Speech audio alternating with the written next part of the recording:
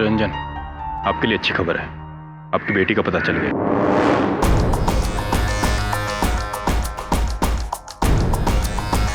तो यहाँ छुपा रखा है इन कमीनों ने मेरी बेटी को, मैंने छोड़ूंगा नहीं। मिस्टर रंजन, आपकी बेटी की जान दांव पर है।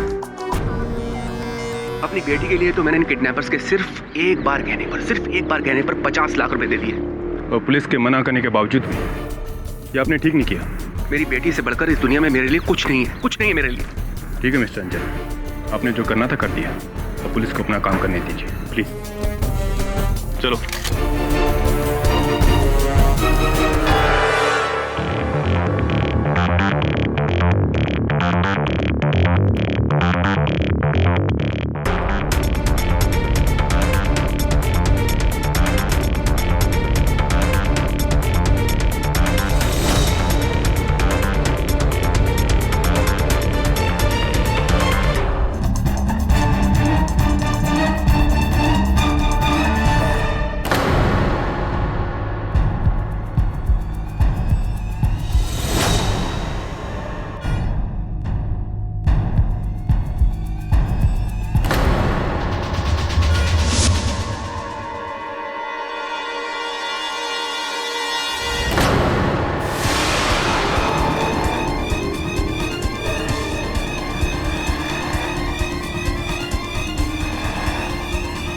साक्षी!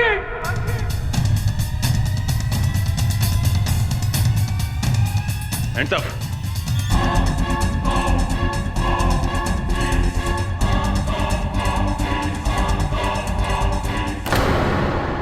वैसे ये बात तो सही कही आपने। अच्छा खाओ, जिम जाओ और उसे पचाओ। हाँ वरुण, अरे बैठ। इस बुलबुल ने क्या घर की बनी हुई कचौड़ी चटनी लाई, उसे खींचना। नहीं सर, सब आप ये पढ़िए सर। हाँ, ये खबर तो मैंने पढ़ी थी सवेरे। सर, इन तीनों को मैं बहुत अच्छी तरह से जानता हूँ, ये किसी की हत्या नहीं कर सकते। खबर पढ़कर तो लगता है कि नहीं सर, ये तीनों बहुत ही अच्छी फैमिली से हैं। ये लोग पैसों के लिए अपनी अच्छी दोस्त के साथ ऐसा क्यों करेंगे? सर मेरा विश्वास कीजिए, ये लोग ऐसा नहीं कर सकते। We have to help them. Let's find out. खेल खेल में कत्ल, या फिर यूं कहा जाए तो खेल की आड़ में इन तीनों लोगों ने, यानी कि नीव गुप्ता, मिलिंद सेठ और पंची शाह ने अपनी ही दोस्त साक्षी मिश्रा को किडनैप करने का प्लान बनाया। इन तीनों ने साक्षी को किडनैप किया और फिर साक्षी के पिताजी यानी कि मिस्टर रंजन मिश्रा से एक छोटी सी रैंसम अमाउंट मांगी। और जब ये रैंसम अमाउंट उन्हें मिल गया योर ऑनर, तो बड़ी बेरहमी से इन तीन दोस्तों ने अपनी ही बेस्ट फ्रेंड का कत्ल कर दिया। नहीं, हम लोगों ने कुछ नहीं किया। हमने तो सिर्फ शर्त जीतने के लिए एक छोटा सा प्लान बनाया था। हाँ, हमने खेल खेल में एक शर्त रखी थी और उसी शर्त की वजह से हम लोग ने साक्षी को किडनैप करने का नाटक खेला। इनफैक्ट साक्षी खुद इस प्लान का हिस्सा थी। झूठ बोल रहे हैं ये, मेरी लड़की ऐसा क्यों करेगी? Order order. मिस्टर रंजन, बैठ जाइए, आपको अपनी बात कहने का मौका दिया जाएगा। तो आपके हिसाब से आपने ये सब कुछ एक शर्त की वजह से किया। आप कोर्ट को बताएंगे कि किस तरह की शर्त लगाई थी आपने? ओके, तो लगी शर्त, ऑलराइट, कि मिलिंद इस डरपोक साक्षी के कंजूस भाव से 5 लाख रुपए निकालेगा। 5 लाख नहीं, 50 लाख रुपए निकलवाऊंगा। लेकिन मेरी भी एक शर्त है। अगर मैंने ऐसा कर दिया तो तू हमारी केमिस्ट्री मिस को पूरी क्लास के सामने केस करेगा। बोल, मंजूर है? क्या यार गाइस, तुम लोग भी ना, ये शर्त वर्त से कुछ नहीं होने वाला। तुम लोग नहीं जानते, मेरे पापा बहुत स्मार्ट है। तुम लोग जानते नहीं हो उनको, एक पैसा भी नहीं देंगे वो। एंड बाय द वे, हम लोग वेकेशन पर जाने के लिए पैसे मांगने की बात कर रहे थे। तुम लोग बात को कहां से कहां पहुंचा रहे हो? शर्त हो चुकी है। मंजूर है कि नहीं? बोल। ऑलराइट, मंजूर है, चल डन। ये हुई ना बात। अब देख मैं रंजन अंकल से कैसे पैसे निकलवाता हूँ, और तू भी तैयार है मिस सोनिया को टेस्ट करने के लिए? हमने गेम प्लान किया था जिसमें साक्षी खुद हमारे साथ थी। वेकेशंस की वजह से पूरा बॉयज हॉस्टल खाली था, तो साक्षी को छुपाने के लिए उससे अच्छी जगह नहीं हो सकती थी, इसलिए हमने साक्षी को हॉस्टल के एक रूम में छिपा दिया था। और उसके बाद प्लान के मुताबिक हमने एक पीसीओ से रंजन अंकल को कॉल किया, उनसे कहा कि उनकी बेटी को हमने किडनैप कर लिया। हमने रंजन अंकल से 50 लाख रुपए की डिमांड की और उनसे कहा कि शहर से दूर पुराने किले के छोटे से दरवाजे के सामने वो पैसे आके रख जाएं। और अंकल ने बिल्कुल वैसा ही किया।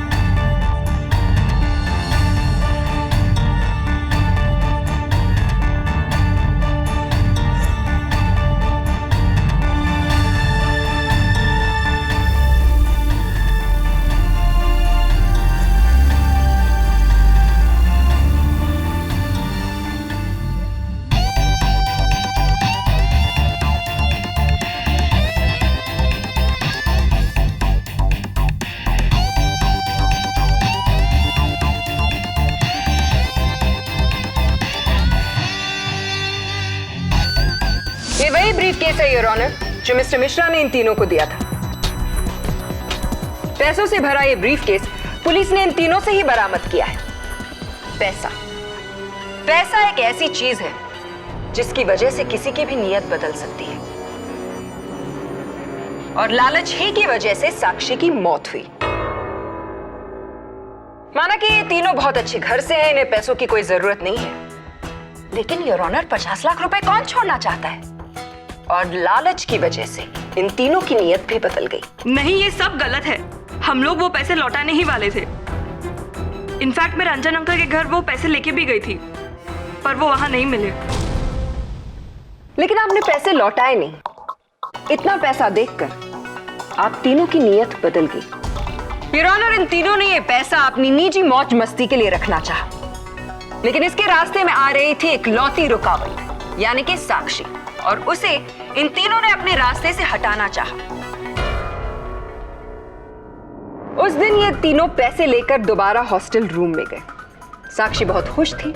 उसे ये लगा कि अब प्लान के मुताबिक उसे घर चले जाना चाहिए। इन तीनों ने उससे ये कहा कि वो घर तो जा सकती है, लेकिन वो पैसे नहीं लौटाएंगे। साक्षी को ये बात बिल्कुल गलत लगी, लेकिन फिर ये उसे समझाने लगे कि इन तीनों को उन पैसों की ज्यादा जरूरत है, अपने नशे के लिए, पूल पेट्स के लिए, अपनी नवाबी लाइफस्टाइल और न जाने किन चीजों के लिए। साक्षी ने जब इस बात का विरोध किया तो इन तीनों ने साक्षी को अपने रास्ते से हटा ही दिया। देखो, अब तो हमारा प्लान सक्सेसफुल हो गया है। अब जल्दी से पैसे दे दो, मैं घर जा रही हूँ। देखो साक्षी, तुम्हें जाना तुम जा सकती हो, लेकिन तुम्हें हम ये पैसा नहीं देंगे। हाँ साक्षी, तुम्हें हम ये पैसे नहीं दे सकते। लेकिन क्यों? क्योंकि इस पैसे की हमें सख्त जरूरत है। मैं तुम लोगों को नहीं छोड़ूंगी। मैं अभी के अभी जाकर पुलिस को तुम लोगों की असलियत बता दूंगी। साक्षी रुक। साक्षी,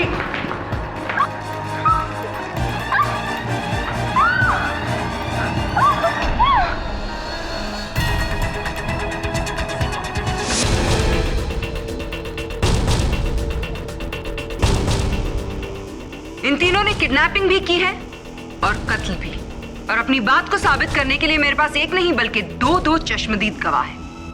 सबसे पहले मैं कटघरे में बुलाना चाहूंगी मिस्टर रंजन मिश्रा, यानी कि साक्षी के पिता को। यही है जिन्होंने मेरी बेटी को मारा।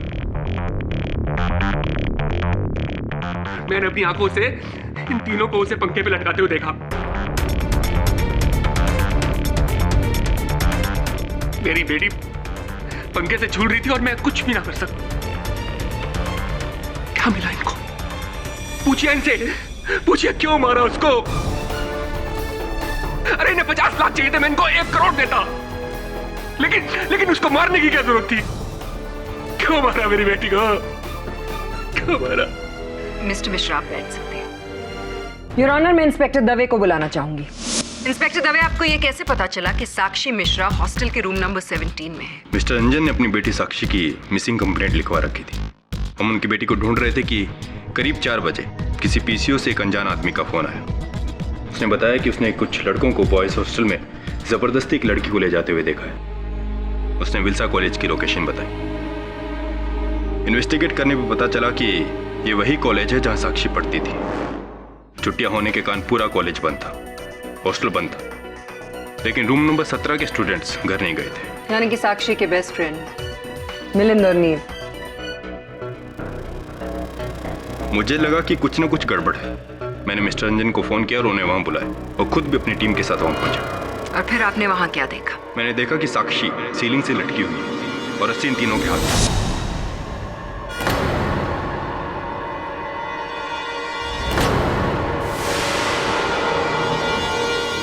जी नहीं, साक्षी हमारे आने से पहले मर चुकी थी।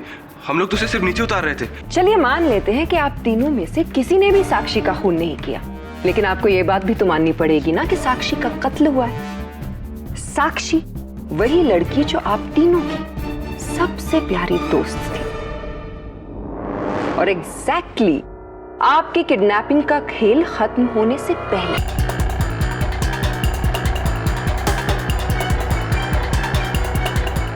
चलिए अब आप अदालत को यह बताइए कि आप तीनों ने मिस्टर मिश्रा से जब पैसे लिए उसके बाद आपने क्या किया? 50 lakhs? आखिर तू शर्त जीत ही गया। आई डोंट बिलीव कि तूने साक्षी के कंजूस डैड से 50 लाख रुपए निकलवाए। मानता है कि नहीं? मानता हूँ यार, मानता हूँ। लेकिन गाइस, अब हमको जल्दी से जल्दी ये खेल खत्म कर देना चाहिए यार, क्योंकि अगर साक्षी टाइम पे घर नहीं पहुंची ना तो हम सब लोग पुलिस स्टेशन पहुंच जाएंगे। राइट। और क्या पंची, तुम साक्षी के घर जाओ और देखना रंजन अंकल कहीं पुलिस के पास नहीं चले जाएं यार। डोंट वरी नीव, मुझे पता है मुझे क्या करना है। एक काम करो, ये पैसे लेके रंजन अंकल को दो और उनको संभालना और सब कुछ समझाना तुम्हारे जिम्मे है, ठीक है? एक मिनट। ये क्या कर रहा है तू? पैसे क्यों निकाल रहा है? अरे कुछ नहीं, सिर्फ 50,000 है, तू संभाल लेना ना यार। अरे यार, लेकिन ये गलत है यार मिलन। बोल रहा हूँ ना, ये सारे पैसे मैं साक्षी को पूरे वापस कर दूंगा, ठीक है? सुन, तो एक काम कर, तू अभी हॉस्टल जा साक्षी के पास, मैं छोटा सा काम निपटा के आता हूँ, ठीक है? उसके बाद हम साक्षी को छोड़ने जाना, ओके? नहीं यार, एक्चुअली मैं अभी क्यों नहीं जा सकता। क्यों नहीं जा सकता भाई? अरे यार, मुझे एक बहुत जरूरी काम है, प्लीज समझा करो। साक्षी को छोड़ने से ज्यादा उसके घर पे क्या जरूरी काम है तेरे पे? अरे यार, मैं सब कुछ नहीं बता सकता यार मिलिन, ट्राई टू अंडरस्टैंड। देख, प्लान के मुताबिक जैसे हुआ था ना, सब कुछ जिम्मेदारी मेरी होगी, ऑलराइट? लेकिन अभी मुझे प्लीज थोड़ा टाइम दे। और मेरी छोड़, ये तू 50,000 रुपए लेके कहाँ जा रहा है? कुछ नहीं यार, एक पुराना उधार उसको चुकता करने जा रहा हूँ। वो सब छोड़ो, शार्प 4 o'clock हॉस्टल में मिलेंगे, okay? Sharp 4 o'clock, okay? Okay. चल।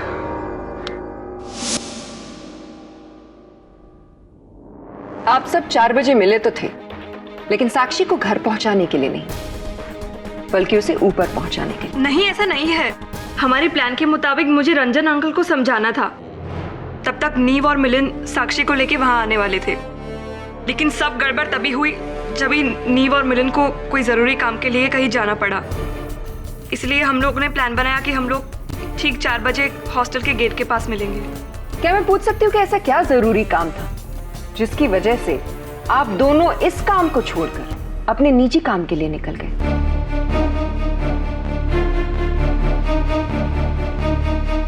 तो आप दोनों में से पहले मेरे सवाल का जवाब कौन देगा? नीव आप या फिर मिलिंद आप?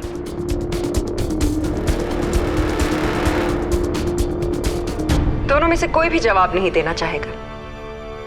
चलिए मैं ही आपकी इस उलझन को सुलझा देती हूँ।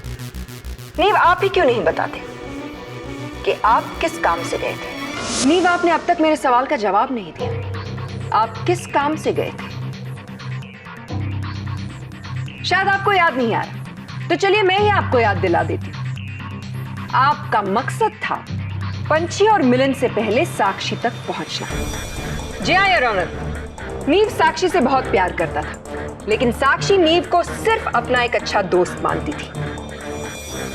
नीव ने सोचा कि उस दिन एक बार फिर से वो साक्षी को मनाने की कोशिश करेगा, लेकिन अफसोस साक्षी ने एक बार फिर से उसे मना कर दिया और फिर नीव ने साक्षी का कत्ल कर दिया।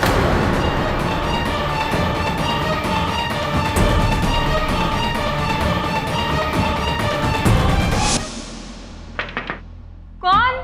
साक्षी, मैं नीव। अरे मिलिंद और पंछी कहाँ हैं? उन्हें छोड़ो ना, हमारे बारे में सोचो साक्षी।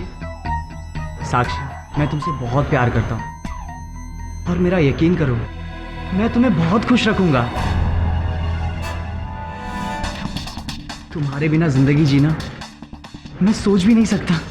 तुम पागल हो गए हो नीव। मैंने तुमसे कितनी बार कहा है कि मैं तुमसे प्यार नहीं करती। हम सिर्फ और सिर्फ दोस्त हैं, और अगर हमेशा के लिए तुम्हें मेरी दोस्ती चाहिए, इस ख्याल को अपने मन से निकाल दो, वरना क्या क्या करोगी तुम? मैं तुम्हें अपनी जिंदगी से इतनी आसानी से नहीं जाने दूंगा, समझी?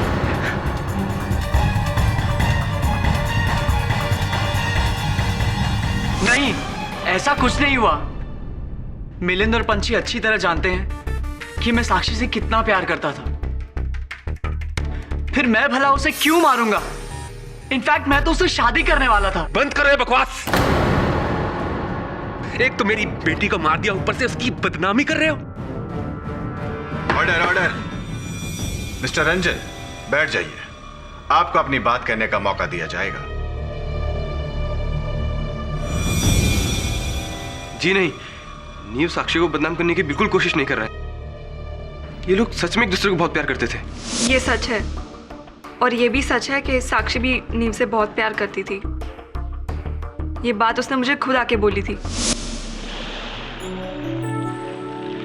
हाँ, बस एक ही लेक्चर बाकी है।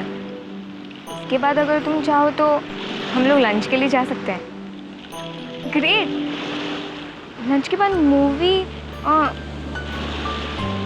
ठीक है, मैं फ्री होकर फ़ोन करती हूँ।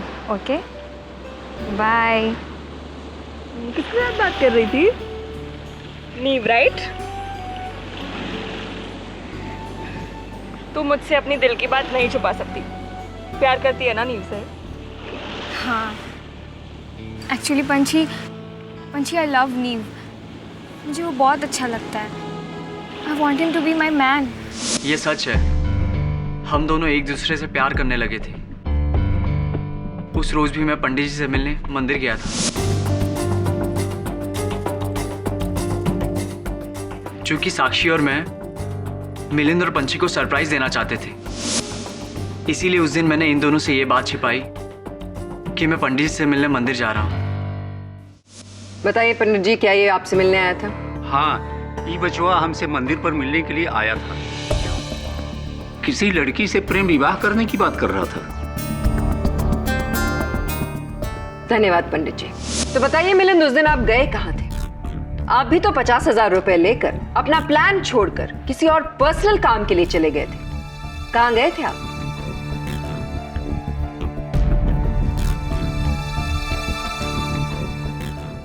आप मेरी बात का जवाब नहीं दे रहे मिलिंद।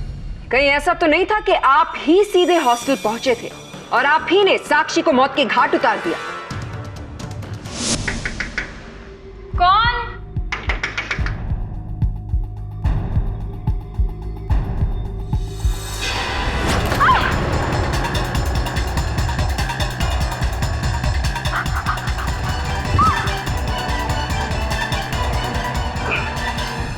जी नहीं, ये सच नहीं है।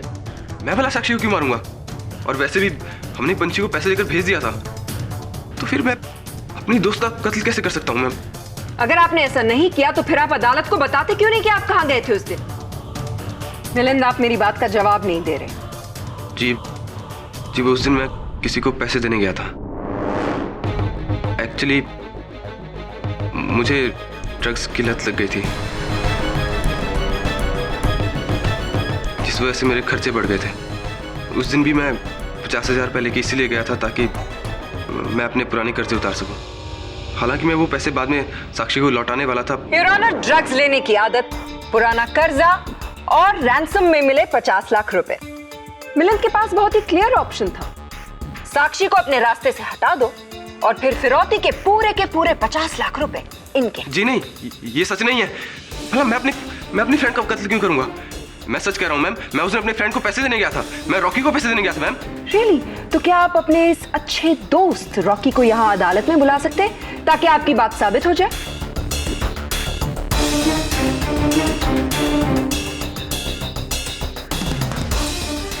जवाब दीजिए, दोस्त है आपका, बुलाइए उसे। एक्चुअली मैं उस दिन रॉकी से मिलने गया जरूर था, लेकिन मैं उससे मिल नहीं पाया क्योंकि मैं 4 बजे से पहले वहां पहुंच चुका था। इसलिए मैं हॉस्टल लौट आया था।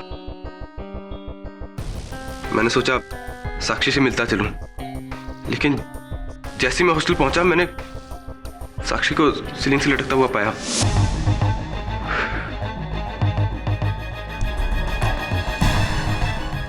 चार बज गए यार, ये नीब और पंछी कहाँ रह गए? चलो मैं साक्षी से मिल लेता हूं। साक्षी,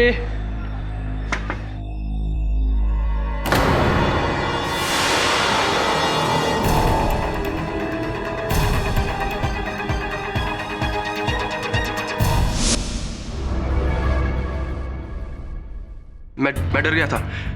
मैं डर के मारे नीचे भागा तो मुझे नीब और पंछी नीचे मिले।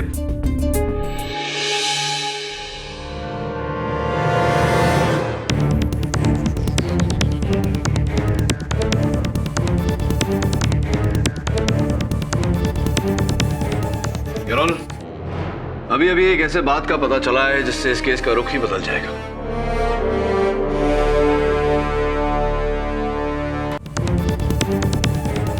योर ऑनर, अभी अभी एक ऐसे बात का पता चला है जिससे इस केस का रुख ही बदल जाएगा।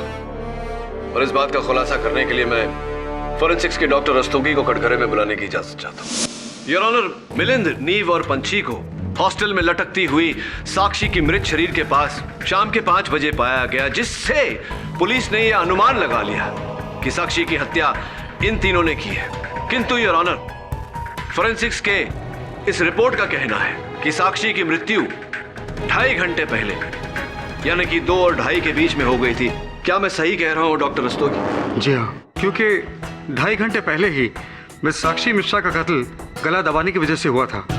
इसीलिए कई बार ये बताना मुश्किल हो जाता है कि मौत कितने बजे हुई थी। क्या आपके कहने का ये अर्थ निकाला जा सकता है कि फोरेंसिक्स ये पता ही नहीं लगा पाई कि साक्षी की मृत्यु कितने बजे हुई थी? जी नहीं, एक्चुअली पुलिस को साक्षी की लाश 5 बजे मिली थी। जांच करने पर यह पता चला कि साक्षी की मौत गला घुटने की वजह से हुई थी, लेकिन प्रॉपर पोस्टमार्टम करने के बाद ये बात सामने आई कि साक्षी की मौत 5 बजे नहीं बल्कि लगभग 2 और 2.5 बजे के बीच में हुई थी।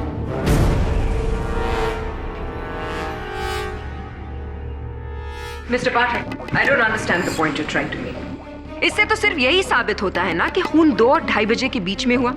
ये साबित नहीं होता कि इन तीनों ने खून नहीं किया है। हो सकता है कि साक्षी का कत्ल करने के बाद उन्हें यह बात नहीं समझ आ रही थी कि उसकी लाश के साथ क्या करें, और जब तक ये बात समझ में आई तब तक इंस्पेक्टर दवे वहां पहुंच चुके थे।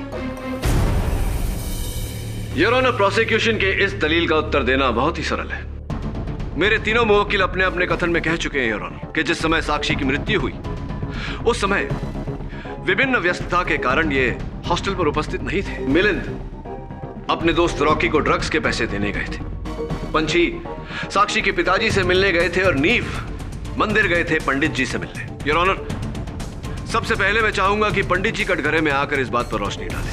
पंडित जी, आपने पिछली सुनवाई में अपने कथन में कहा था कि ये लड़का नीव गुप्ता आपसे मिलने आया था मंदिर पर।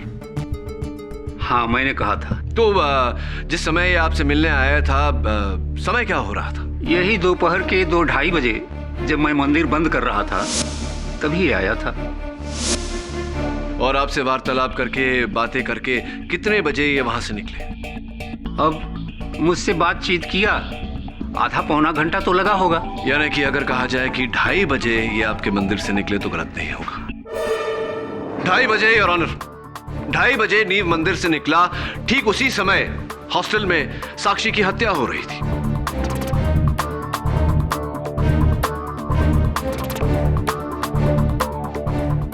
धन्यवाद पंडित जी, आप बैठिए।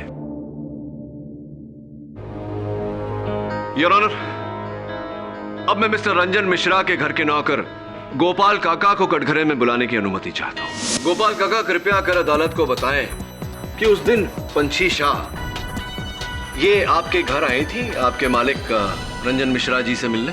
जी, उस दिन वो घर पे आई तो थी, लेकिन मालिक घर पर उस वक्त नहीं थे। मालिक का इंतजार भी किया था इसने। तो किस समय ये आपके घर आई? लगभग 2:15 बजे। लगभग 2:15 बजे। और आप कह रहे हैं कि इन्होंने वहां इंतजार किया आपके मालिक का और फिर वहां से निकली। कितने बजे निकली थी? लगभग पौन घंटा। 3 बजे योर ऑनर। मेरे प्रश्न में ही मेरे प्रश्न का उत्तर है। फोरेंसिक्स का यह कहना है कि साक्षी की मृत्यु 2:30 बजे हुई, और अगर पंछी वहां 2:15 से 3 बजे तक थी तो ये साक्षी की हत्यारन कैसे हो सकती है? मिस्टर पाठक, आपने तो सबका काम आसान कर दिया। अगर साक्षी के कत्ल में नीव और पंछी का हाथ नहीं है तो बचा सिर्फ एक इंसान जो कातिल हो सकता है, मिलिंद। नहीं सर, मैंने खून नहीं किया सर। केडी सर, मैंने खून नहीं किया। मैं सच कह रहा हूं सर, मेरा विश्वास कीजिए, मैंने खून नहीं किया सर। योर ऑनर, मैं प्रोसिक्यूशन की बात से सहमत हूं कि नीव और पंछी ने यह हत्या नहीं की, लेकिन मिलिंद ने भी यह हत्या नहीं की। वो भी निर्दोष है। यह प्रमाणित करने के लिए अदालत से मैं कुछ समय की विनती करता हूं।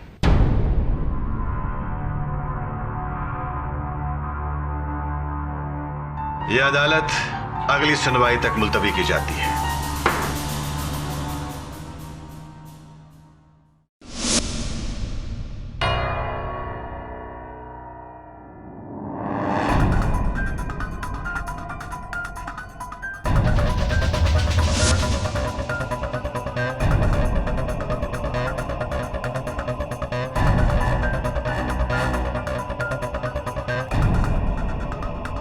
वरुण,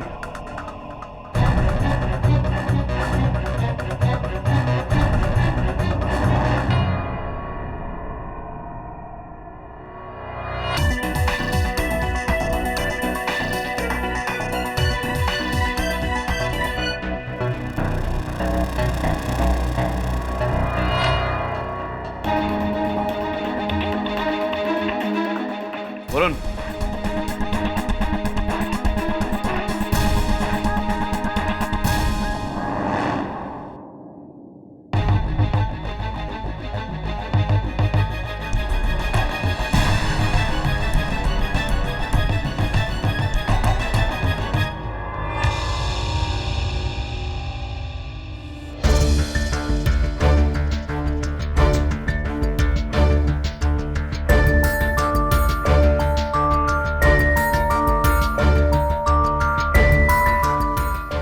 वरुण, वो फाइल देना।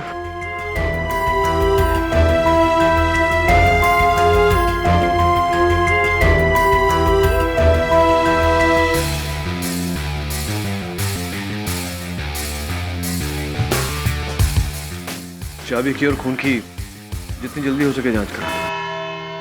योर ऑनर, ये केस उतना सीधा नहीं जितना कि हम सबको अब तक लग रहा था। इंस्पेक्टर दवे और मिस्टर रंजन मिश्रा ने साक्षी के मृत शरीर को लटकते हुए 5 बजे पाया, जबकि फोरेंसिक्स रिपोर्ट का यह कहना है कि साक्षी की मृत्यु 5 बजे नहीं, दोपहर के 2:30 बजे हुई थी।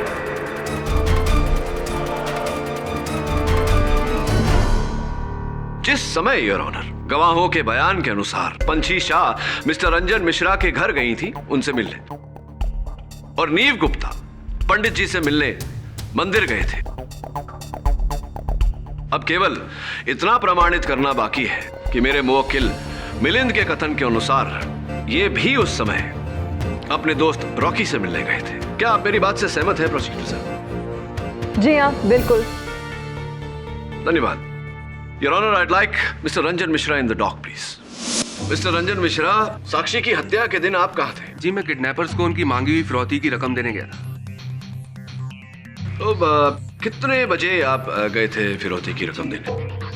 कोई दोपहर के 1:30 बजे। दोपहर के 1:30 बजे। उसके बाद आप कहाँ गए? उसके बाद इंस्पेक्टर दवे का फोन आया और मैं सीधा हॉस्टल पहुंच गया। ऐसी, किंतु इंस्पेक्टर दवे के कथन के अनुसार तो इन्होंने 4 बजे आपको फोन किया था।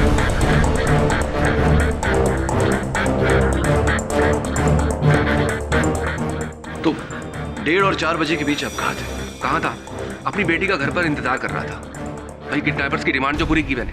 शायद आपसे भूल हो रही है मिस्टर मिश्रा, क्योंकि पंछी शाह और आपके गृह सेवक गोपाल काका दोनों ने अपने अपने कथन में कहा कि जिस समय पंछी आपके घर आपसे मिलने आई थी उस समय आप घर पर उपस्थित नहीं थे। कहाँ थे आप 1:30 और 4 बजे के बीच? भाई कहा ना कि मैं अपनी बेटी की किडनैपिंग को लेकर बहुत परेशान था और किडनैपर को पैसा देने के बाद मैं भगवान से यही दुआ कर रहा था कि मेरी बेटी को जल्द से जल्द घर वापस आ जाए, बस। भगवान से दुआ कर रहे थे? भगवान से दुआ कहाँ पर कर रहे थे? किसी मंदिर में, मस्जिद में या बॉयज हॉस्टल में?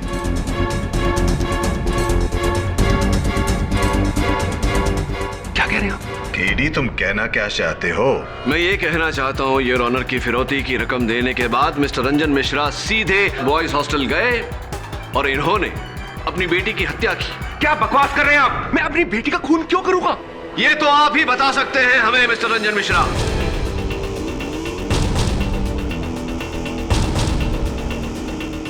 केडी, साफ साफ कहो, तुम कहना क्या चाहते हो? योर ऑनर, कहानी कुछ इस तरह। फिरौती की रकम देने के बाद मिस्टर मिश्रा सीधा बॉयज हॉस्टल पहुंचे, क्योंकि ये जान चुके थे कि इनकी बेटी साक्षी को कहां रखा जा रहा है।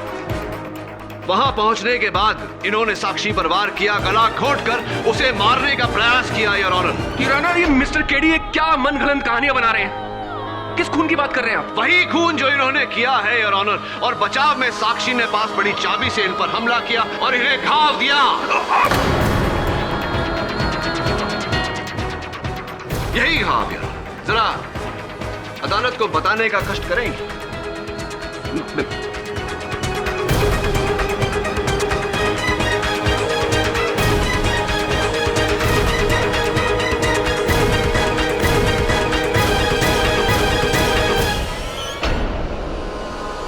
और इसी घाव से टपका हुआ खून योर ऑनर हमें बाहर कॉरिडोर में मिला। इतना ही नहीं, साक्षी ने जिस चाबी से इन पर वार किया था वो चाबी भी मिली, जिस पर फोरेंसिक्स को इन्हीं के खून और चमड़ी के ट्रेसेस मिले हैं your honour. Mister Ranjan Mishra, क्या और भी साक्ष्य पेश करूं या इकबाल जुर्म? हाँ, मैंने ही खून किया है।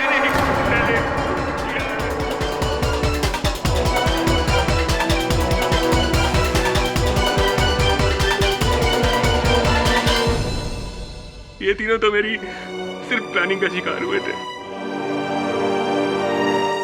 इन्हें तो इस्तेमाल किया था मैंने। उस दिन जब मैं फिरौती की रकम देने के बाद अपनी कार लेकर वापस आ रहा था,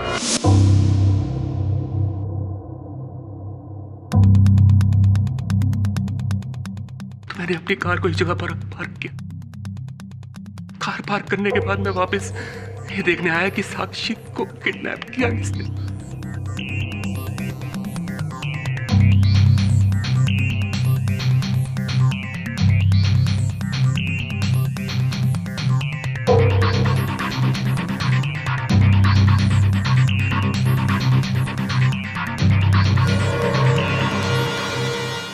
अब हमको जल्दी से जल्दी ये खेल ख़त्म कर देना चाहिए, क्योंकि अगर साक्षी टाइम पे घर नहीं पहुंची ना तो हम सबका गेम ख़त्म और हम लोग सीधे पुलिस स्टेशन, समझा?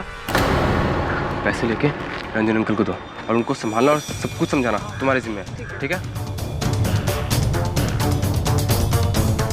मैं देखकर हैरान रह गया कि साक्षी का किडनैप करने वाला और कोई नहीं, उसके अपने दोस्त थे।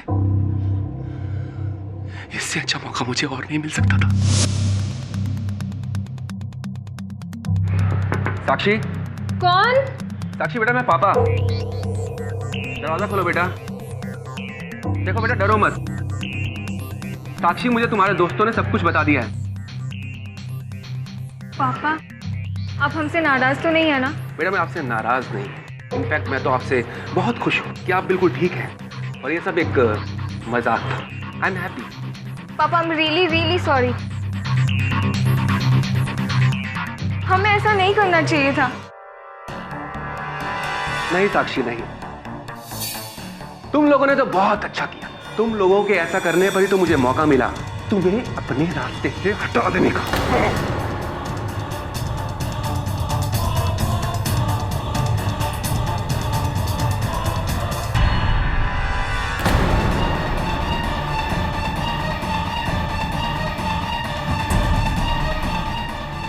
साक्षी, साक्षी!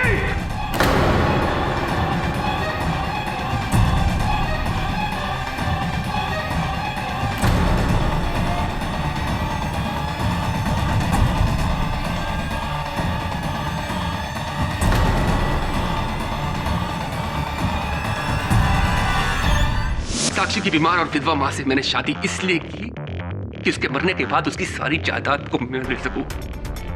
दिन रात उसकी सेवा की, बस इसीलिए कि इसके मरने के बाद उस सेवा का फल मुझे मिले। लेकिन ऐसा हुआ ही नहीं।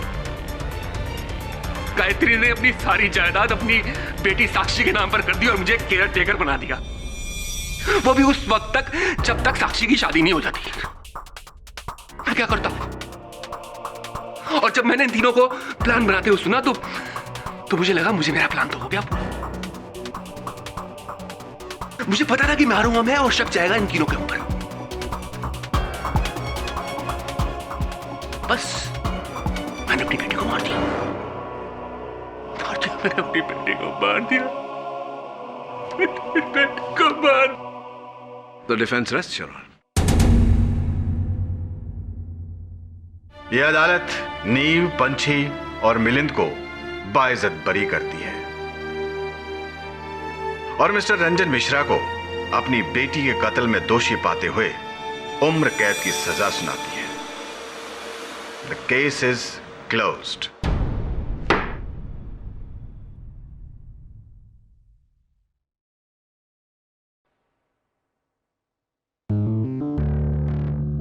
थैंक यू केडी सर, अगर आप नहीं होते तो पता नहीं हमारा क्या होता।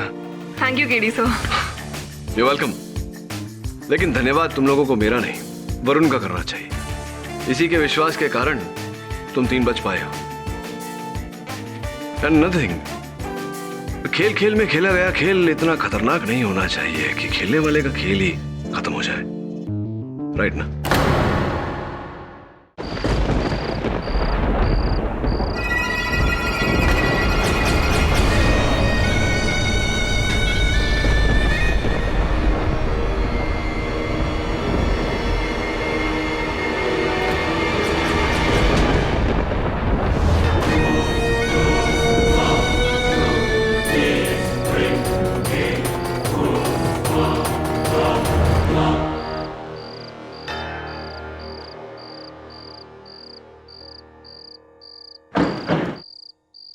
ठाकुर साहब, नीलाक्षी ये यहाँ क्या कर रही है? नीलाक्षी? ठाकुर साहब जरूर कुछ गड़बड़ है। भाई साहब, भाई साहब, भाई साहब! बड़े ठाकुर,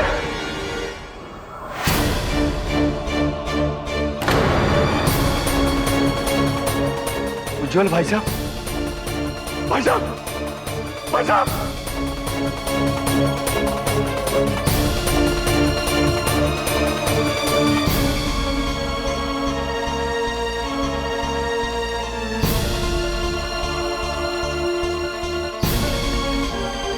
भाई साहब तो मर गए।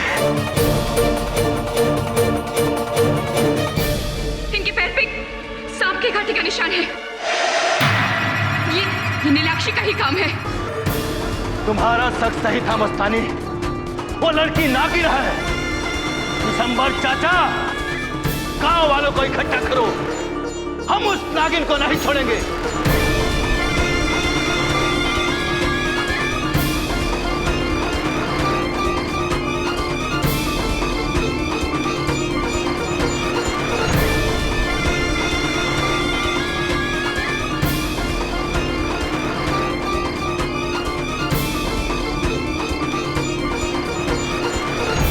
शादी कैसी लगी सर? अरे बहुत बढ़िया। मुझे नहीं पता था यहाँ गांव में लोग मुझसे और मेरे मुकदमों से परिचित हैं। I felt very good.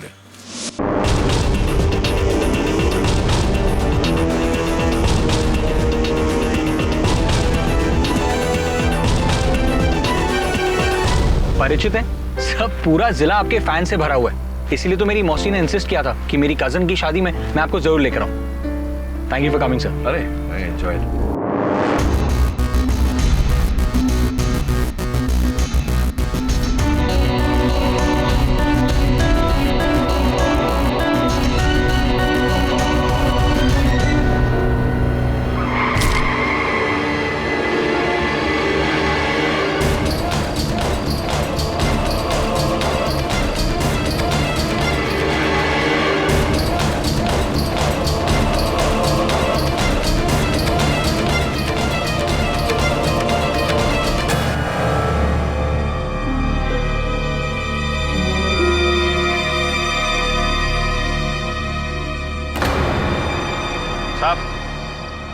ये लड़की हमारे हवाले कर दो। मैं इस गांव का सरपंच हूँ, आप जाओ यहाँ से। क्यों पीछे पड़े इसके? क्या किया इसने? हत्यारन है ये। मेरे भाई साहब ठाकुर उज्जवल सिंह की जान ली है। लेकिन उसके लिए तो कानून है ना, आप लोगों ने कानून अपने हाथ में क्यों लिया है? साहब जी, ये कोई आम मुजरिम नहीं है जो कानून इसका फैसला करेगा। ये एक इच्छाधारी नागिन है।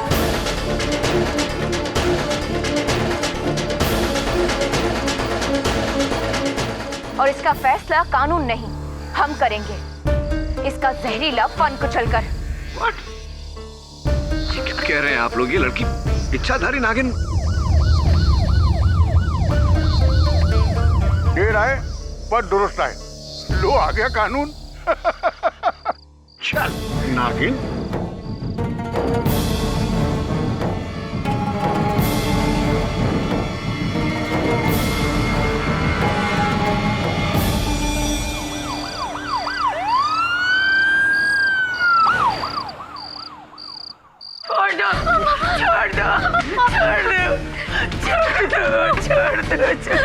अब हमको बचा लीजिए।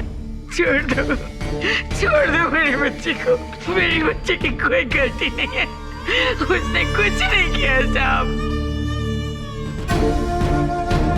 हाँ दरोगा, बाहर निकाल इसको। इसका तो हश्र हम करेंगे। इसने हमारे भाई साहब की जान ली है नागिन।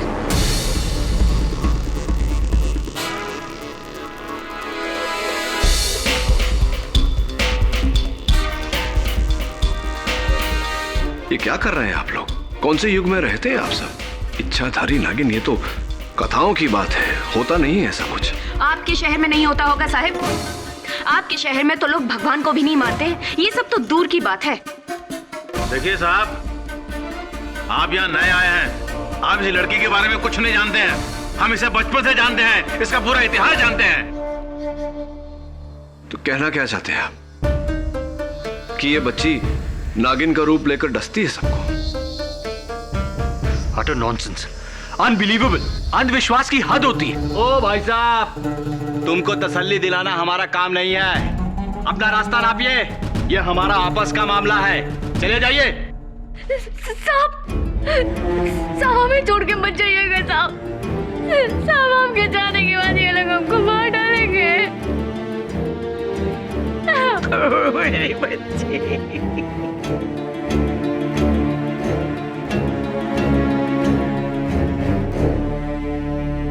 इसे गिरफ्तार किया है तो कानूनी कार्रवाई तो होगी।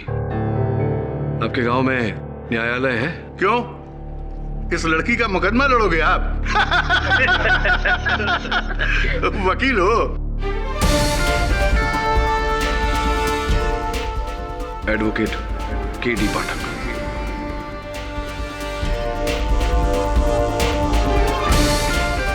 और केडी पाठक के होते हुए कभी किसी बेगुनाह को सजा नहीं हो सकती। बाकी की पहचान अदालत में दूंगा। चल वरुण, राम, इस केस के निर्णय होने तक अगर मेरे मुवक्किल को खरोंच भी पहुंची तो उसकी उत्तरदायी आप होंगे, इंस्पेक्टर राम। रलिया राम।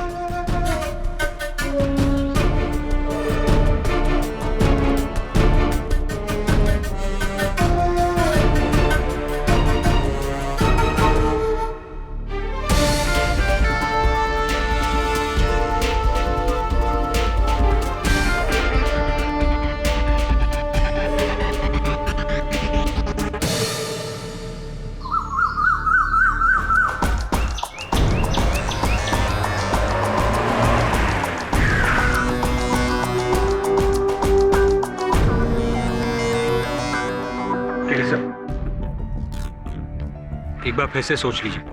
हम इस लड़की को अच्छी तरह से जानते भी नहीं है। वो क्या है क्या नहीं है। हो सकता है वो नागिन नहीं, खूनी हो। देखो हम तो उस लड़की के अपराध से अनजान हैं, किंतु ये गांव वाले वास्तविकता से अनजान हैं। और जब तक इस देश से अंधकार को नहीं मिटाया जाएगा, ये देश प्रगति नहीं कर सकती। और ये अंधकार सिर्फ ज्ञान से मिट सकता है। इस समय यही हमारा कर्तव्य है। करें? चल। अरे वकील साहब, आ गए आप? हाँ ना, लगता तो ऐसा ही है। आ गए ना हम। मैं विशंभर हूं, इस हवेली का पुराना वफादार। उस रात उजागर सिंह जी के बड़े भाई उज्जवल सिंह जी के अलावा यहाँ पे और कोई नहीं था। आइए हुजूर।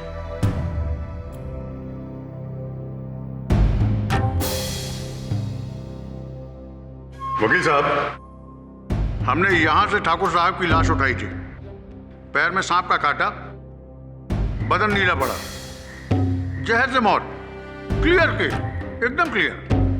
हो सकता है सांप पीछे से कहीं झाड़ियों से आया हो। नहीं नहीं, इस हवेली में सांप का होना तो असंभव है। अरे वकील साहब, हवेली में क्या, इस पूरे अमरोली गांव में पिछले 150 साल से किसी ने सांप को नहीं देखा। रिकॉर्ड है, रिकॉर्ड। अब आप ही बताइए, इसका क्या मतलब है? आप सुलझे हुए लगते हैं चाचा। आप बताइए, क्या वो लड़की नागिन हो सकती है? नहीं, वो नागिन नहीं है, वो विषकन्या है। ठीक कह रहे हैं चाचा।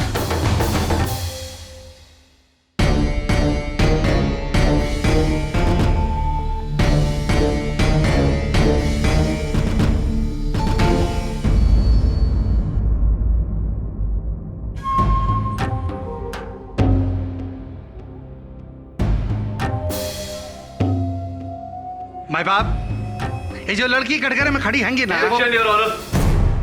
योर ऑनर, इस प्रकार अदालत में आरोपी को हथकड़ी पहनाकर खड़े करना, विशेष रूप से एक महिला आरोपी को, यह भारत के संविधान के नियमों का उल्लंघन है। वाह!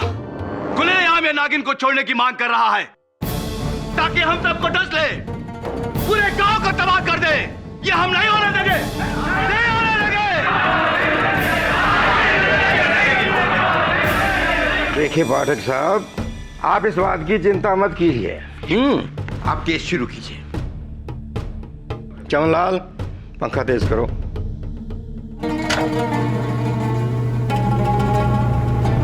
क्षमा चाहता हूं योर ऑनर, किंतु जब तक ये हथकड़ियां उतारी नहीं जाती, मैं अपना पक्ष नहीं रख पाऊंगा।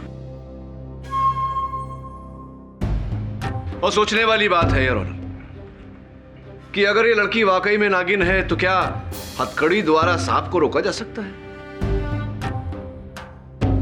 कृपया कर। राम,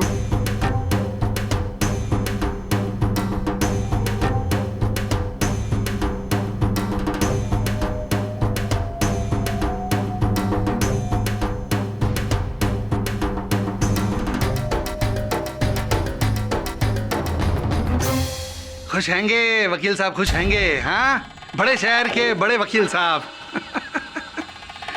अगर आपकी इजाजत हो तो कार्रवाई शुरू करें। धन्यवाद। मैं बाप, 1 अगस्त की रात ठीक 11:30 बजे ठाकुर उज्जवल सिंह की हवेली से एक लड़की फरार हैंगी। 3 लोगों ने उसे देखा हैगा। ठाकुर उजागर सिंह जी हैंगे और उनकी सहेली मस्तानी हैंगी और हवेली के रखवाले विशंबर चाचा हैंगे। उसके बाद ठाकुर के कमरे में गए ये तीनों लोग और एक धसी हुई लाश देखी ठाकुर। माई बाप, गांव वालों का कहना हैगा कि ये लड़की नागिन हैंगी। अब कैसे मान ले कि ये लड़की नागिन हैंगी? यहाँ सारे सब पढ़े लिखे लोग हैंगे। क्यों वकील साहब?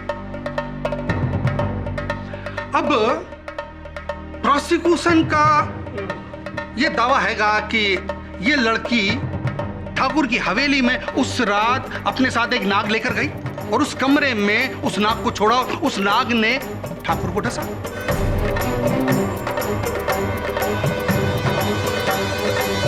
सीधी सिंपल मर्डर हैंगी ये। भाई बाप, मर्डर करने के लिए कई लोग पिस्तौल का इस्तेमाल करते हैंगे, गंडासे का इस्तेमाल करते हैंगे, छुरी का इस्तेमाल करते हैंगे। इस लड़की ने नाक का इस्तेमाल किया है ना।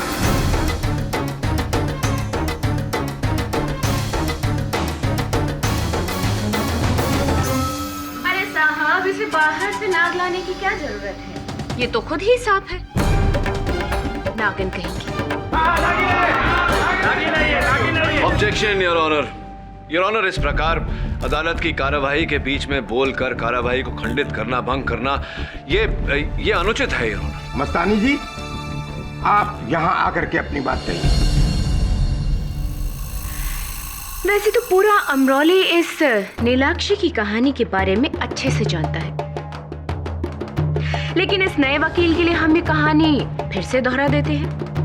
हुआ ये था कि 20 साल पहले इस विधवा दुलारी को ये लड़की छत्तीसगढ़ के जंगलों में मिली थी, वो भी सांपों के डेरे के बीच में।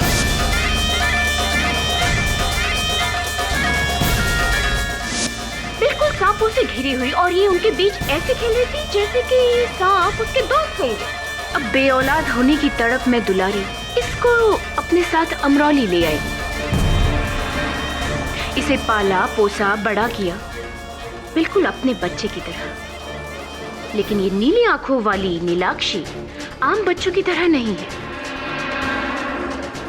ये सबसे अलग थलग रहती, किसी से बात नहीं करती, यहाँ तक कि देवी देवताओं के मंदिर भी नहीं जाती थी ये। जब भी कोई जानवर इसके सामने आता ना तो घबरा जाता। घोड़ा इसके सामने आता तो बिदक उठता, कुत्ते आते तो भौंकने लग जाते, मानो कि वो इसके अंदर बसी नागिन को पहचान रहे हों। ऊपर से इसकी नागमणि जैसी नीली आंखें। मुझे तो पहले से ही शक था कि ये लड़की। सुन लिया आपकी कथा मस्तानी जी। घोड़ों का बिलखना, कुत्तों का भौंकना, इनकी नीली आंखें होना, तो इन्हीं बातों के आधार पर आप सबने ये निर्णय ले लिया कि नीलाक्षी ही नागिन है। ये नागिन है और मैंने इसे रूप बदलते हुए देखा है।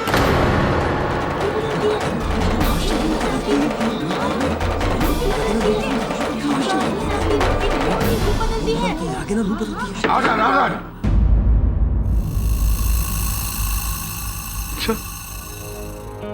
अगर आपको आपत्ति ना हो तो कुछ प्रश्न करो। धन्यवाद।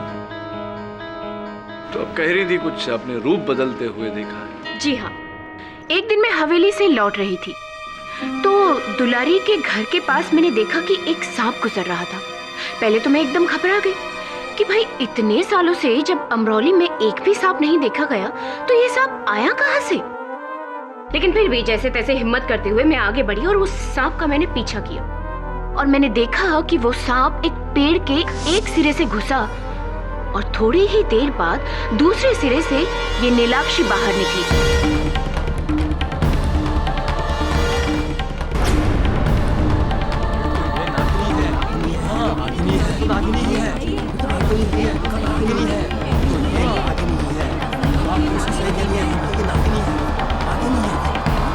इसलिए मुझे यकीन हो गया कि ये नीलाक्षी ही नागिन है और कोई नहीं।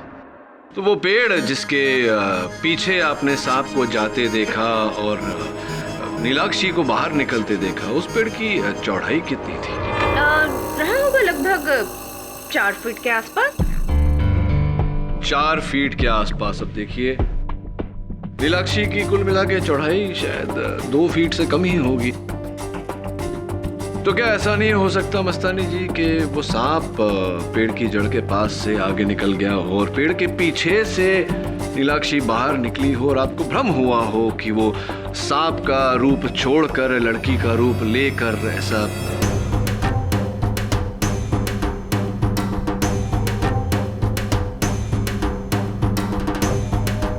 जी नहीं, जब इतने सालों से अमरौली में कोई सांप देखा ही नहीं गया तो फिर वो सांप आया कहां से?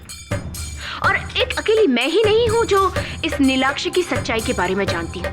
अगर आप चाहे तो हमारे मंदिर के पंडित जी पुरोहित जी से ही पूछ लीजिए। जज साहब, आपकी अनुमति हो तो पुरोहित जी को बुलाएं। जय मां दुर्गे, जय मां दुर्गे। जजमान, हम ठहरे संसार और माया जाल से दूर रहने वाले ब्रह्मचारी। हमें क्या पता ये कन्या नागिन है या कोई बाला, परंतु हम इतना अवश्य जानते हैं ये कन्या नाग देवता को पूजती है। हमने कई बार इसको नाग देवता की मूर्ति के सामने नमन करते हुए देखा है।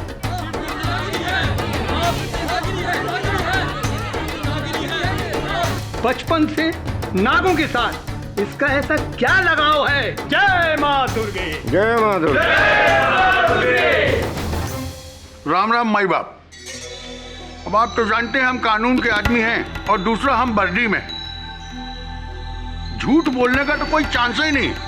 ये जो लड़की है ना बहुत ही अजीब, इसका हरकत भी नागिन जैसे ही है। अब एक बार हम भरी बरसात में तालाब के किनारे से जा रहे थे। अब आपको क्या बताएं माई बाप, हम देखे कि ये तालाब के किनारे बैठ के मेंढक को पकड़ के खा रही थी।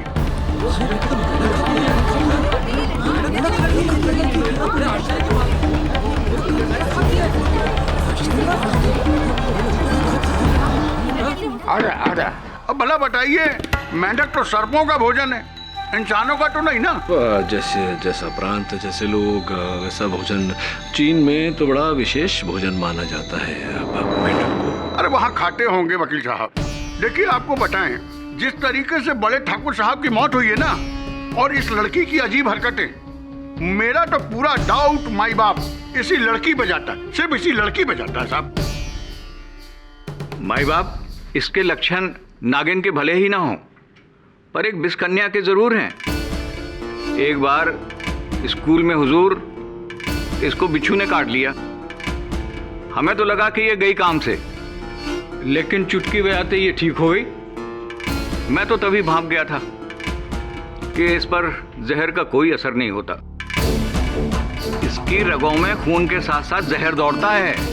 ये विषकन्या है, विषकन्या हुजूर, विषकन्या।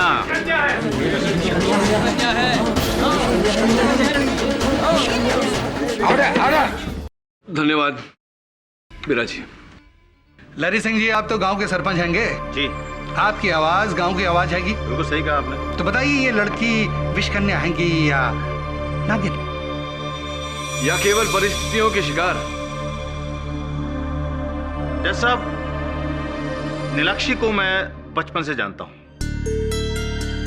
माना कि वो एक सबसे अलग लड़की है, लेकिन मैंने उसे आज तक किसी को कोई नुकसान पहुंचाते नहीं देखा। मैं नहीं मानता कि वो कोई विषकन्या है या नागिन। ठाकुर के पांव में सांप के कांटे का निशान हैगा। भाई, मैं वो नहीं जानता। नीलाक्षी, उस रात तुम उस कमरे में थी। अदालत को बताओ कि किन परिस्थितियों के चलते तुम हवेली पहुंची।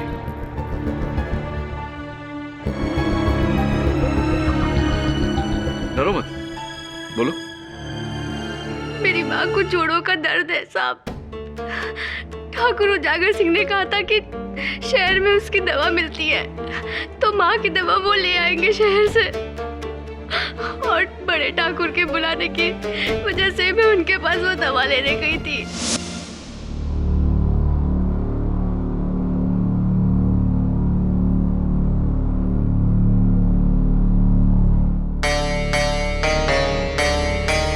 बड़े ठाकुर,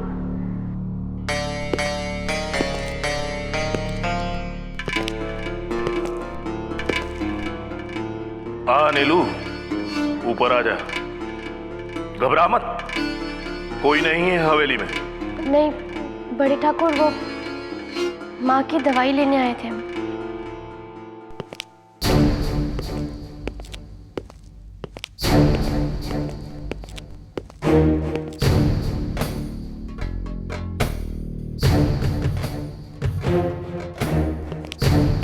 ये ले, तेरी माँ के जोड़ों के दर्द की दवा। और सुन, 1 महीने में दर्द छूमंतर। बड़े ठाकुर धन्यवाद जी। इसके पैसे? अरे पैसे तुझसे किसने मांगे? कभी मांगे हैं? अपनी माँ के लिए उपहार समझ। और सुन, मैं तेरे लिए भी एक उपहार लाया हूं। ला, इसे दे।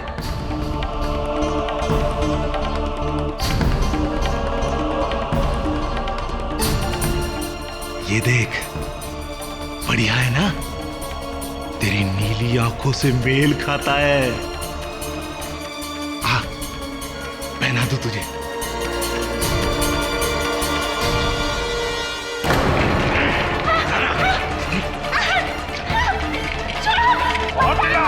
कोई नहीं है हवेली में।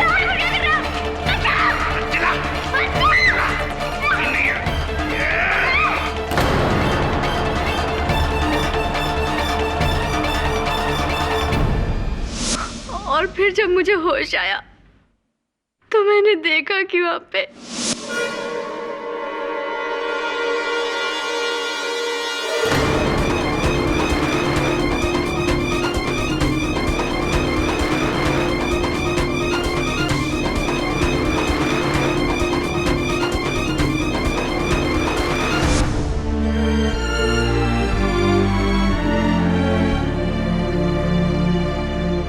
साहब, यदि ये शहर होता तो नीलाक्षी पर किए गए जबरदस्ती का साक्ष्य फोरेंसिक्स द्वारा बड़ी सरलता से हमें मिलता, किंतु यहाँ इन बातों के लिए समय लगता है और वो हमारे पास नहीं। इसीलिए चंद तस्वीरें दिखाना चाहता हूं। इनमें साफ रीत से दिखाई पड़ता है योर ऑनर, ठाकुर उज्जवल सिंह के शरीर पर इनके नाखूनों के खरोंच हैं, उनके हाथों पर इनके काटने के निशान और इनके गाल पर वो लाल दाग जो ठाकुर उज्जवल सिंह के थप्पड़ मारने के कारण हुआ।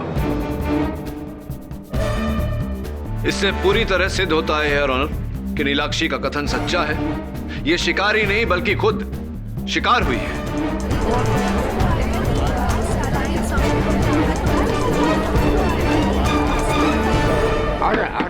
वाह वाह वाह वाह वाह वाह वकील साहब, बचाव के घाव के निशान यानी कि हमले के निशान भी तो हो सकते हैंगे।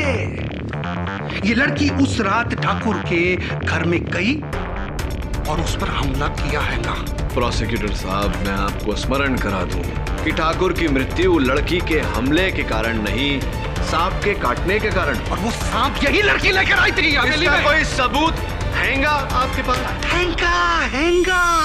बड़ी देर से इसी बात का इंतजार कर रहा था मैं। इक्का हैंगा। अच्छा, रखिए।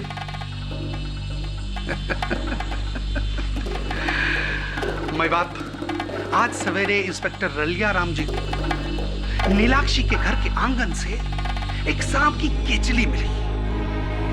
अभी दिखाता हूं। असली हैंगी, असली हैंगी। वकील साहब, असली हैंगी, असली हैंगी। ये पिटारी भी वहीं से मिली जिसमें सांप को रखा जाता है। और इसकी बू, भाई बाप, वकील साहब जरा सुनिए ना। अरे सुनिए।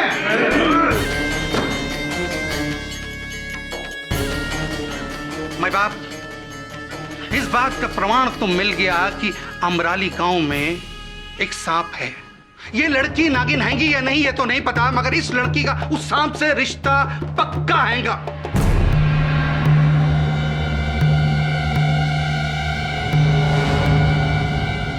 बताओ सबके सामने, बेहतर यही होगा कि अपना जुर्म कबूल कर लो। मुझे कुछ नहीं पता। ये केचुली और ये पिटारा हमारे घर कहां से आया? माँ, मुझे बचा लो।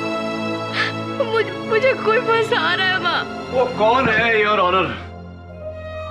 इसका अनुमान है मुझे। मैं ठाकुर उजागर सिंह जी को कटघरे में बुलाने की अनुमति चाहता हूँ। एक तो ये लड़की हमारे देवता समान भाई की जान लेती है और फिर उनके चरित्र पर कीचड़ उछालती है। तुझे तो मैं आज ही रात हवेली उठा कर ले जाऊंगा, फिर जो हस्र करूंगा तेरा देख लेना। ठाकुर उजागर सिंह, आपने अभी अभी भरी सभा में इस लड़की को अपहरण की धमकी दी है।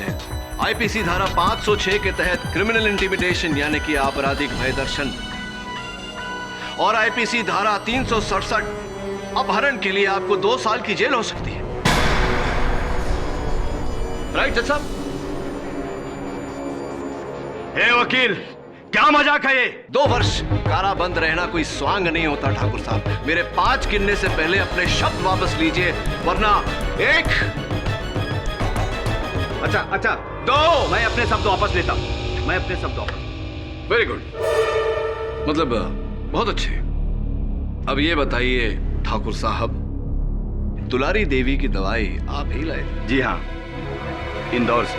तो ये दवाई जो आप लाए वो इस बक्से में लाए थे, बड़े बक्से? जी हाँ, इस बक्से में। इतने बड़े बक्से में इतनी छोटी सी बोतल क्यों? क्या इस बड़े से बक्से में कोई और भी सामान था इस दवाई की शीशी के साथ? आपको क्या लगता है मैं इसमें सांप लाया था? हाँ, यही लगता है मुझे। ए वकील, दिमाग ठिकाने लगा दूंगा। फिर भरी सभा में धमकी दे रहे हैं। मेरा कहने का मतलब वकील साहब, हम अपने बड़े भाई साहब को क्यों मारेंगे? उचित प्रश्न और इसका उत्तर भी दूंगा। पहले आप ये बताइए कि आप इंदौर क्यों गए थे? भाई साहब और मैंने मिलकर इंदौर से बाहर 100 एकड़ जमीन खरीदी थी। उसी की रजिस्ट्री के लिए वहां गया था, वकील से मिलने। और सुना है कि लौटते समय आप एक छोटी सी जगह रुके थे, सपेरों की बस्ती में। क्या ये सच है? अरे क्या बात कर रहे हैं? आपको किसने कहा? आप ही के वाहन चालक ने। उसका ये कहना है कि बिल्लोड़ा नाम की सपेरों की बस्ती में आप रुके थे। क्यों गए थे आप वहां? भ्रमण करने, साइट सीइंग, पर्यटन, या कोई विशेष कारण था आपके वहां जाने का?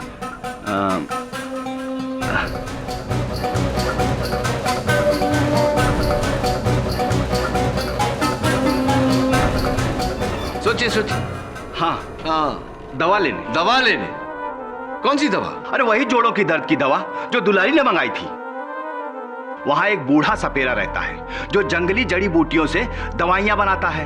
वही दवा लेने गया था। दवा लेने गए थे आप उजागर सिंह जी, लेकिन दुलारी देवी के मर्ज की दवा नहीं, अपनी मर्ज की दवा लेने गए थे आप। वो सांप जिसने आपके भाई साहब को डसा और वो चल बसे।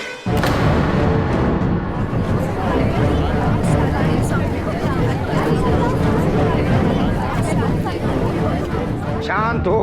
भाई बाप, भाई भाई का खून क्यों करेगा? संपत्ति, जायदाद जज, वो 100 एकड़ की जमीन दोनों भाइयों ने मिलकर खरीदी थी, लेकिन पंजीयन सिर्फ आपके नाम पे की गई है उजागर सिंह जी।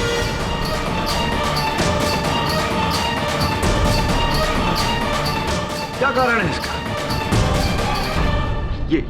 ये आपको कहां से मिला? आप ही के वकील के पास से। चलिए अभी मेरे प्रश्न का उत्तर दीजिए कि क्यों जब आप दोनों भाइयों ने मिलकर वो 100 एकड़ जमीन खरीदी थी, ये सिर्फ आपके नाम पे रजिस्टर की गई है? कहीं ऐसा तो नहीं कि आपको ये विश्वास था कि आपके भाई साहब उस जमीन देखने के लिए जीवित नहीं रहे? देखिए वकील साहब, ये हम भाइयों का जाति मामला है। इससे इस कत्ल का कोई लेना देना नहीं। लेना देना तो तभी साबित होगा ना जब वकील साहब ये साबित कर देंगे कि उजागर सिंह जी ने ही वो गुमनाम सांप ठाकुर के कमरे में छोड़ा था। क्यों वकील साहब, सबूत हैगा? दुर्भाग्यवश इस समय तो नहीं, किंतु अगर लेकिन किंतु परंतु ये सब जब सबूत लाने तक रोक कर रखिएगा वकील साहब, क्योंकि वो सांप उजागर सिंह जी के पास नहीं, नीलाक्षी के पास पाया गया था।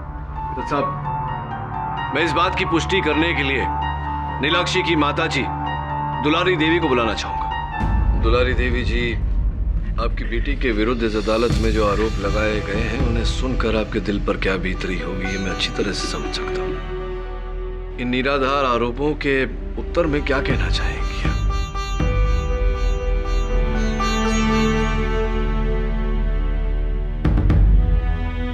कुछ कहिए दुलारी देवी। इस अदालत में किसी ने आपकी बेटी को नागिन कहा, किसी ने विष कन्या। आपकी बेटी को इस समय आपके सच की, एक माँ के सच की आवश्यकता है। कुछ कहिए। मुझे माफ कर दे बेटी, मुझे माफ कर दे। मैं अब तेरी असलियत नहीं छुपा सकती हूँ।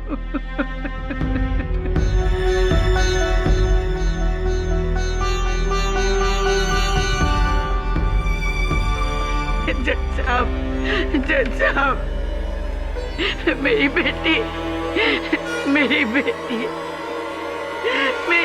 एक नागिन है।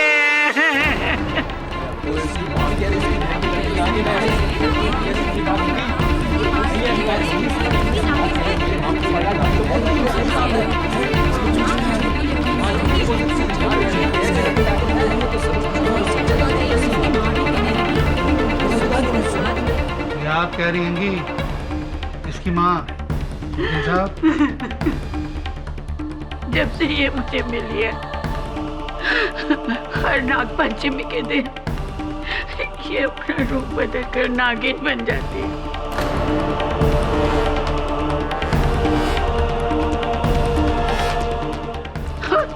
और कुछ घंटे बाद ये अपने इंसानी रूप ले लेती है।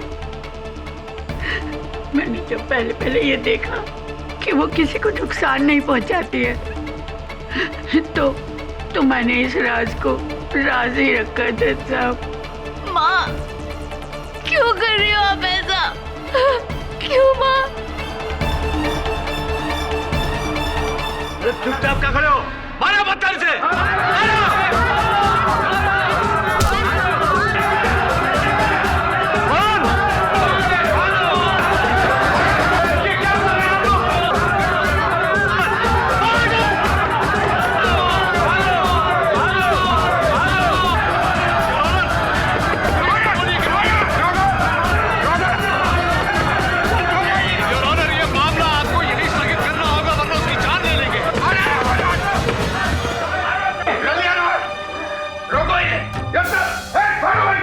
ये अदालत अगले सोमवार तक मुलतवी की जाती है।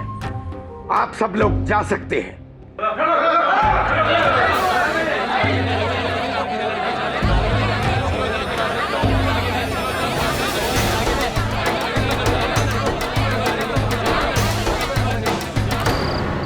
देख लिया सर, बहस के आगे बीन बजाने का नतीजा। सर, कौन कहेगा कि हम लोग 21वीं सदी में रह रहे हैं? ये लोग तो पिछड़े हुए लोगों से भी ज्यादा पिछड़े हुए हैं। नाग नागिन की कहानियां, सर मुझे तो ऐसी फिल्मी कहानी हजम नहीं होती, और ये लोग इसे असलियत बनाकर जी रहे हैं। Sir this is the limit sir. Varun, sir मुझे तो लगता है कि गांव वाले पागल हो गए हैं। Varun, calm down. वातावरण को समझ। सही कह रहे तू। ये गांव पिछड़ा हुआ है, इसीलिए यहाँ लोग पिछड़ी हुई बातें करते हैं। चौंका देने वाली बात तो दुलारी देवी का अपनी बेटी नीलाक्षी पर वो आरोप लगाना है। सब फंसा रही होगी इन सबके साथ मिलकर सर। सौतेली माँ जो है उसकी। नहीं वरुण, दुलारी देवी की आंखों में मैंने नीलाक्षी के लिए जो प्यार देखा है वो सगी मां से भी बढ़कर है। ये तो स्पष्ट है कि वो किसी के दबाव में आकर झूठ बोल रही है। प्रश्न है कि किसके दबाव में?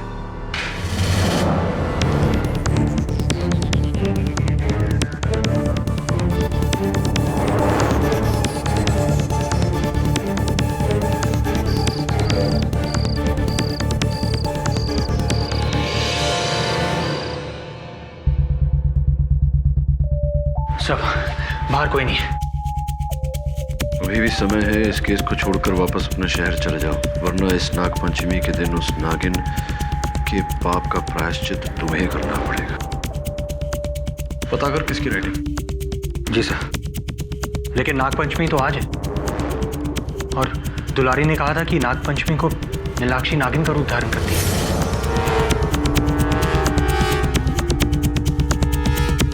आज नाग पंचमी के दिन तुझे खाना नहीं, दूध पिलाना चाहिए।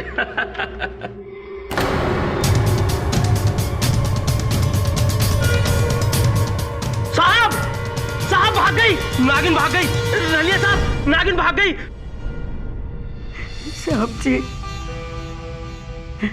मैंने अदालत में झूठ बोला था कि नीलू एक नागिन है।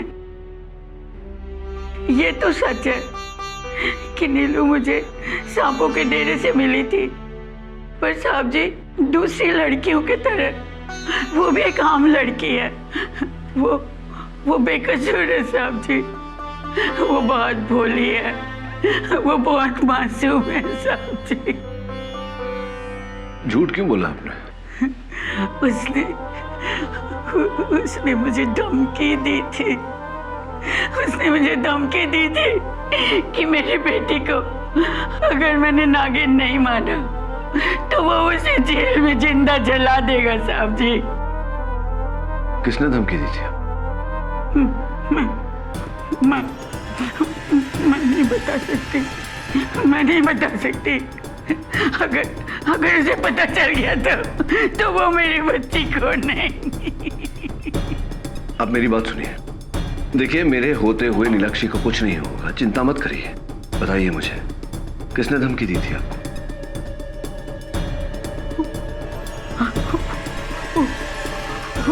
उजागर सिंह।